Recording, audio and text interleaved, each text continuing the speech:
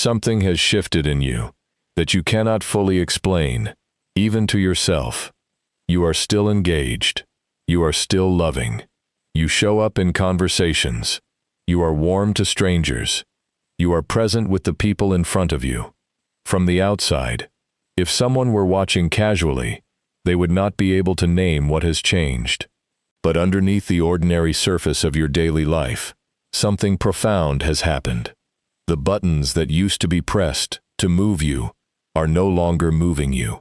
The pressure that used to reroute your thinking is not rerouting your thinking. The guilt that used to bend your decisions is no longer bending them. The threats that used to spike your anxiety are landing on you and finding nowhere to grip. And the people who used to know exactly how to reach you, the ones who once had a kind of key to the deepest part of you, are quietly discovering that the lock has changed. They will not always say so. Sometimes they will just look at you strangely, as if you are a familiar face on the body of a stranger. Sometimes they will escalate, trying old tactics with more force, hoping that if the small versions have stopped working, a bigger version might. Sometimes they will grow cold, withdrawing in confusion, because they no longer know how to be in relationship with you when the old choreography has ended. Sometimes they will ask you, in quiet moments, whether something is wrong, because they cannot feel their way to you the way they used to. You feel it too. From the inside, it can be lonely. You have moments when you catch yourself and wonder if you have become someone you did not want to become. Someone hard, someone cold, someone whose responses to the world have grown so muted that even you are not sure whether what remains inside is still love or has become something more armored than love. I want to speak to that exact place tonight. The place that is trying to hold the paradox of remaining fully loving on the surface while having quietly become unreachable underneath. So you are asking the question. You are asking, Lord, have I become cold? Is this what my faith was supposed to produce in me? A person no one can move? Am I losing my humanity in the very process of walking with you more deeply? Have I built a fortress where there used to be an open field? But here is what I need you to hear before we go one step further. That is not the real question. The real question is not whether you have become cold. The real question is this: who reached you at your depths first? And why has that reaching made every lesser reach unable to land? Because unreachability is not hardness. It is anchoring. What has happened in you is not that your heart has grown smaller. Your heart has grown deeper. And in the deepening, God has arrived at a level in you where no human hand can now reach without going through him first. The buttons that used to work were never really the deepest part of you. They were the perimeter, the shallows, the surface where hunger for approval lived. And in the years of your walking with God, that hunger has been slowly, patiently fed. So there is nothing left in the shallows for the old hands to grab. Chosen one, they can feel you becoming unreachable. Stay with me. Every word of this is for you. Let me tell you something. The world will never teach you about being chosen.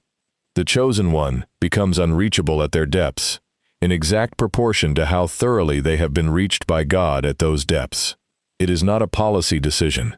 It is not a set of new boundaries. It is not the disciplined refusal to be moved. It is the natural consequence of a soul that has finally been filled by the only source that could ever have filled it. When your worth is being supplied by God directly, it can no longer be extracted from you by others. When your validation is coming from the Father, it can no longer be withheld from you as a punishment.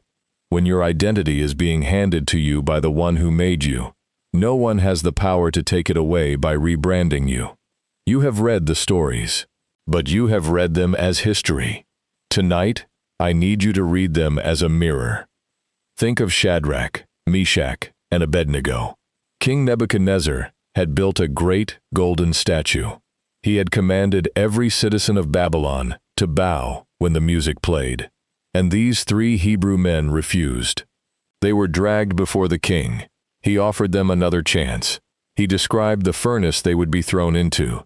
He gave them one more opportunity to bow, And their answer is one of the most theologically extraordinary answers in the entire Old Testament.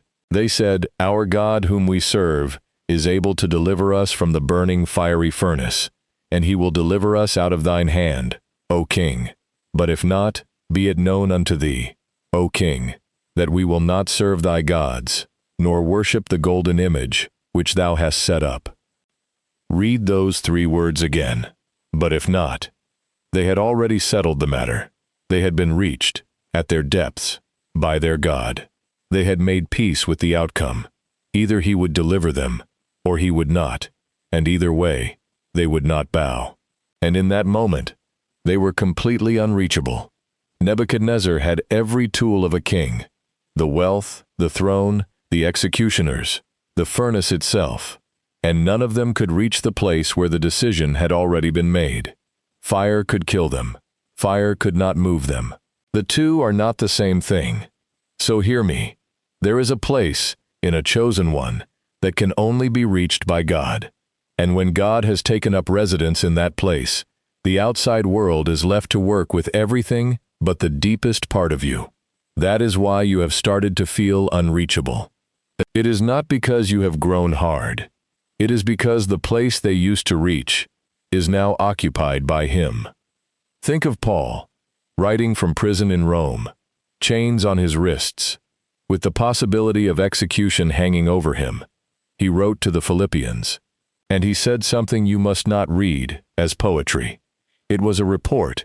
He said, "For to me to live is Christ, and to die is gain. And later I have learned, in whatsoever state I am, therewith to be content." Read that, "I have learned." It was not natural to him. It was not personality.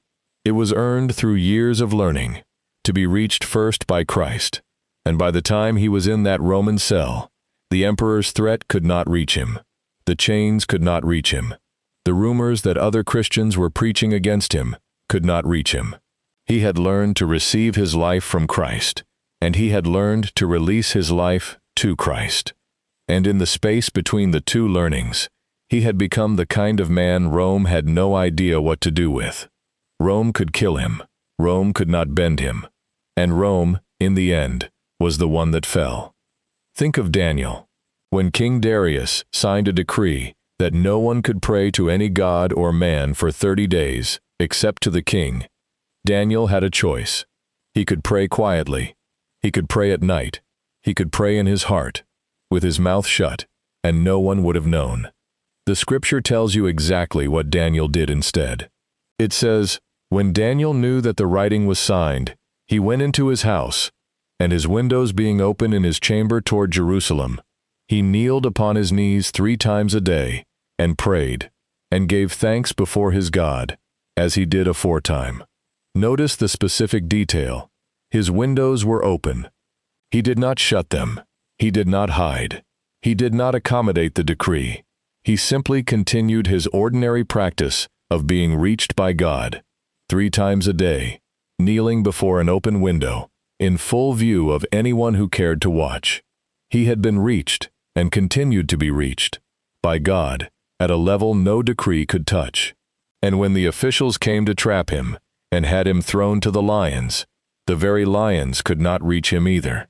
God shut their mouths, because the man they threw into the pit was already living inside a presence they could not enter.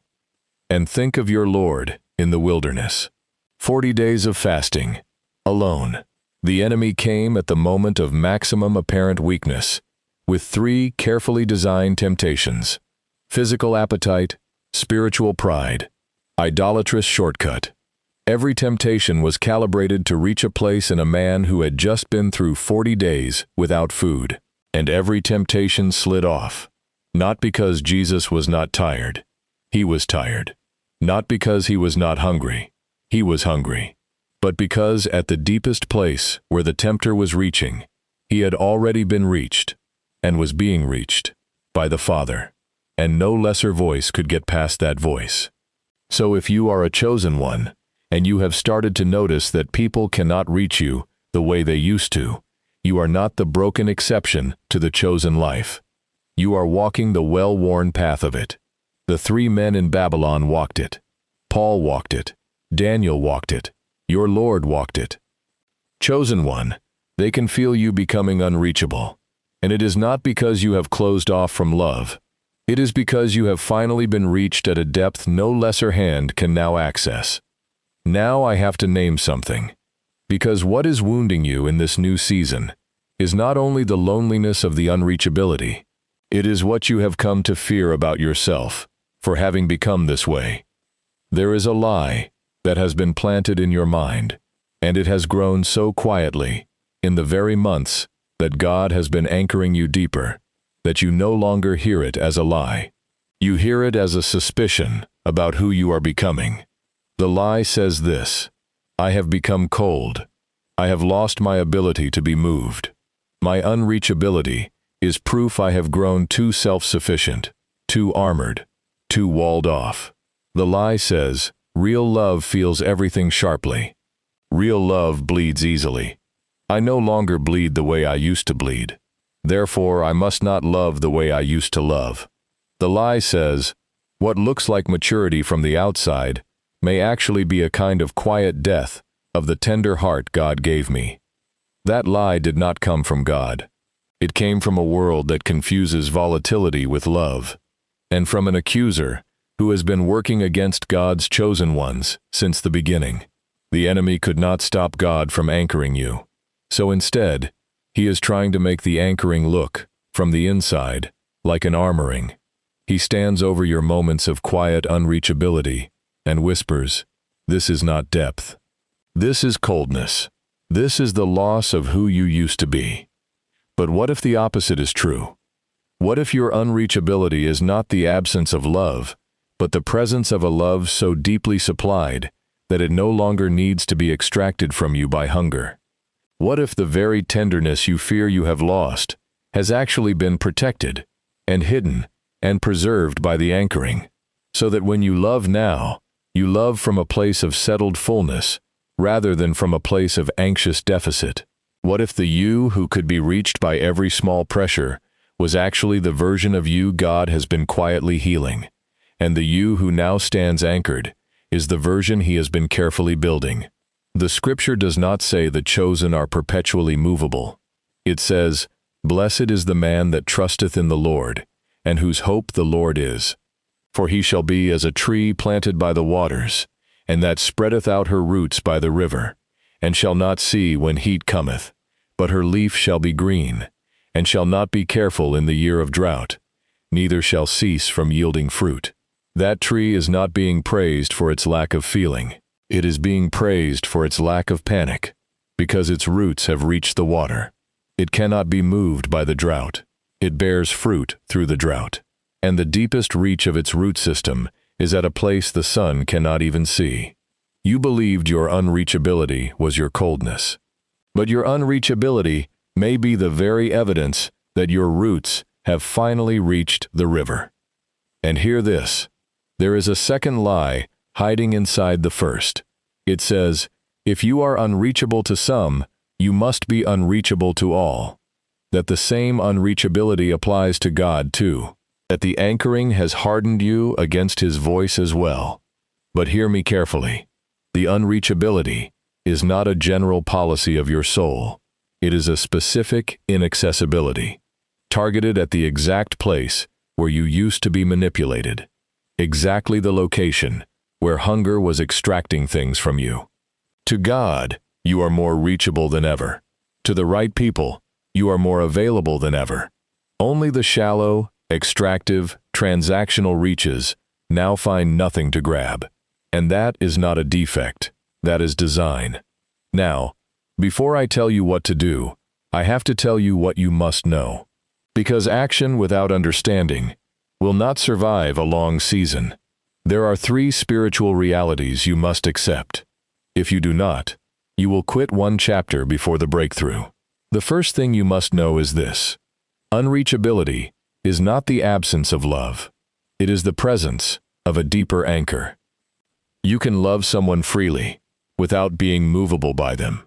In fact, you can love them better once you are no longer movable by them, because the love you offer is no longer contaminated by your own neediness. You are not loving them to receive something back.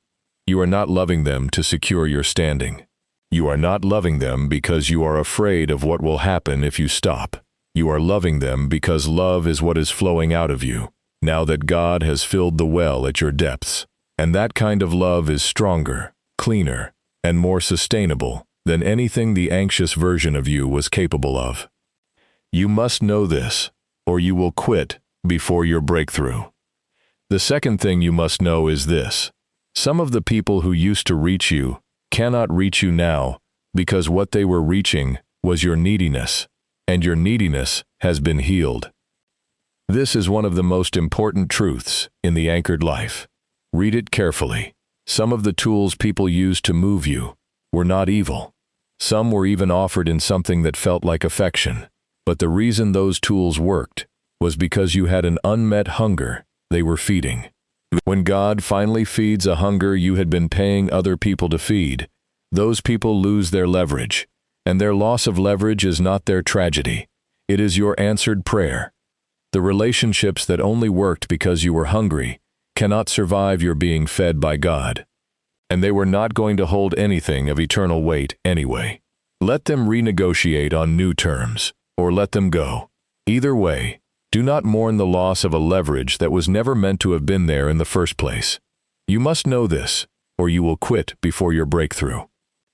The third thing you must know is this: the unreachability is not a permanent posture toward all things. You are still reachable by God. You are still reachable by the people He designed for the deeper chapters of your life. What has become unreachable is not your general capacity to be moved. What has become unreachable is the specific location where you used to be manipulated. That is a targeted transformation, not a whole person shutdown. And once you understand the distinction, you can walk in the unreachability without fearing that it has replaced your humanity. Real love still moves you. Real prayer still moves you. Real suffering still moves you. Real beauty still moves you. What no longer moves you is the calibrated tug on the specific hook where you used to be caught. That hook, the Father has quietly removed. You must know this, or you will quit before your breakthrough. Chosen one, they can feel you becoming unreachable. And the unreachability is not the loss of your heart. It is the safeguarding of a heart that has finally been given a home. Now, knowing is not enough. You must do. Faith that does not move its feet is not faith. It is only wishing dressed in religious words. So here are 3 things you must do. Not vague things, real things. Things you can begin tonight and repeat tomorrow. The first thing you must do is this: do not apologize for the anchoring, even when it feels lonely. There will be a temptation, on the harder days, to soften the anchoring, to pretend to be reachable in the old places, just to relieve the loneliness of not being reached anymore. You will be tempted to feign the old vulnerability, to perform the old reactions, to let someone believe they have moved you when they have not. And every time you do that, you undo, in that one small moment, some of what God has been building in you. You cannot afford the loneliness enough to trade the anchoring for it. Here is the daily discipline. When the loneliness of your unreachability rises, and it will, in moments when someone tries their old tools and you feel nothing in response, pause. Speak this out loud. Say, I am not cold. I am anchored. What has been reached and remains reached is being reached by God. I will not apologize for the depth of the anchor by pretending to be shallower than He has made me. Say it as many times as the loneliness returns. Some days, you will say it often. Each time, you reinforce the fact that the anchoring is a gift, not a loss. The heart posture underneath this is gratitude for the anchor. You are not resenting the loneliness. You are receiving the fact that God has done in you what you could not have done for yourself. He has made a fortress in the deepest room of your heart and moved in there. The loneliness of that fortress being off limits to others is the price of the peace of Him being fully at home in it. The second thing you must do is this: Practice a love that is offered from fullness, rather than performed from hunger. Now that you have been anchored, your love can begin to change shape. The love you offered from hunger was often a form of buying. You gave what you gave because you needed something back: reassurance, belonging, approval, safety. The love you offer now can begin to flow from a place that does not need what it once needed. And that kind of love is much freer, much cleaner, and much more powerful, because it does not require the receiver to give you anything in exchange. You have to notice the difference in real time. Here is the discipline. In the coming week, pay attention to your acts of love as they happen. Ask yourself a quiet question in the middle of them. Am I loving from fullness right now, or from hunger? Not to judge yourself, but to notice. When you notice hunger love, do not scold yourself. Simply pause, remember what God has already given you, and re-offer the same act, this time from the fullness. Over the weeks, the fullness love will grow, and the hunger love will diminish. The heart posture here is love from fullness. You are becoming the kind of chosen one whose love is not a trade, it is a gift, and gifts require no reciprocation to be valid. The gift giver has already been paid by the Father. The third thing you must do is this: stay reached by God, so you do not accidentally become reachable to lesser voices again. The unreachability to manipulation is downstream of your ongoing reachability to God. If the reachability to God dims, the unreachability to lesser voices will dim with it. Many chosen ones lose their anchor precisely because they took the anchor for granted and stopped tending the daily intimacy that first supplied it. You cannot rest on the anchor. You have to remain in the water. Here is the discipline. Each day, protect a window of unhurried time with God. Not brief, not distracted, not spent in requests.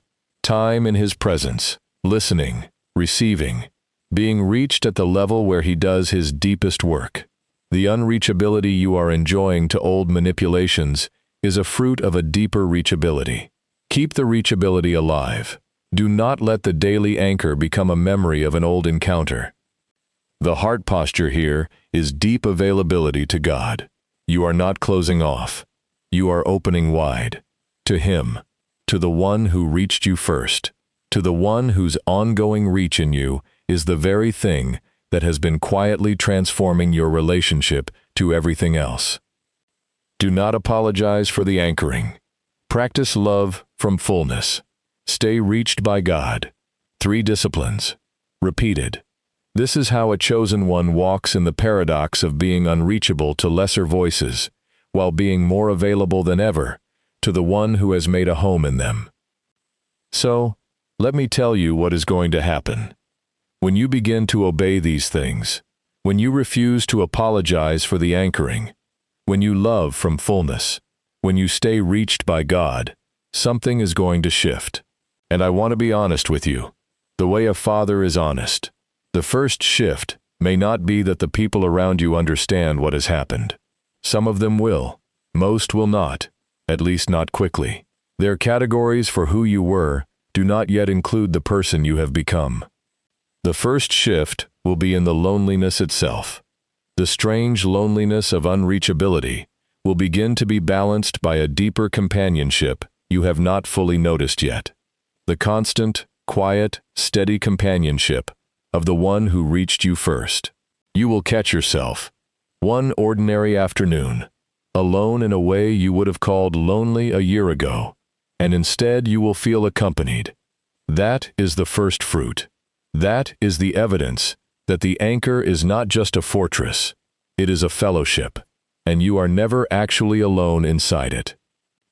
And then, in His timing, not the timing of your impatience, the people He has been preparing for the deeper chapters of your life will begin to appear.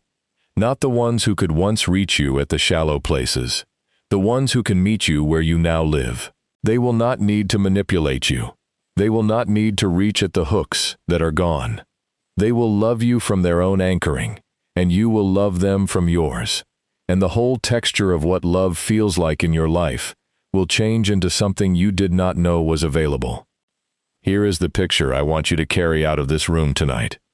There is a man named Daniel, kneeling in his upper chamber, his windows open toward Jerusalem. A decree has been signed against him. The wrong prayer, at the wrong hour, will cost him his life. He kneels anyway, 3 times a day, as he always has. His windows are not shut. He has not become secretive. He has not tried to accommodate the political weather. He is simply doing what he has always done, being reached by God, at the deepest place, at the ordinary hour.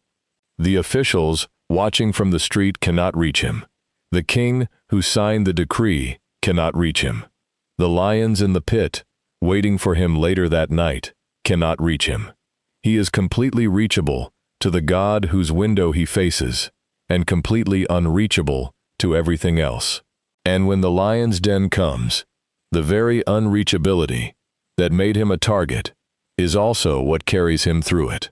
The lions cannot enter the room in him where God already lives. That upper chamber is your inner life. That open window is your daily availability to God. That kneeling is your ongoing being reached. And the growing unreachability the world is now feeling in you is the perfectly designed byproduct of a soul that has finally chosen where its window points. So let me pray over you now, wherever you are, however lonely the anchoring has felt in recent months. Father, you see this one. You see the strange loneliness they have been carrying, the loneliness of no longer being movable in the old places, the loneliness of noticing that the people around them cannot reach what they used to reach. You see the fear that has whispered that they are becoming cold, when in truth, you have been quietly making them deep. Lord, I ask you to come into that exact place tonight. Drive out the lie that unreachability is coldness. Replace it with the truth that they are not hard, they are anchored, that you have moved into the deepest room in them and made it your own, that no lesser hand can now reach where you dwell. Strengthen them to hold the anchoring without apology. Teach them to love from the fullness you are supplying, not from the hunger that is no longer authorizing their giving. Keep them reachable to you. Keep them reachable to the right ones. And guard the specific unreachability that you have built as a fortress around the deepest part of who they are becoming. Let them rise out of this season, carrying everything it was meant to build in them. In the name of Jesus, amen. Now hear this last word, and let it be the thing you fall asleep on tonight. You are chosen, not because you are perfect, but because He is faithful.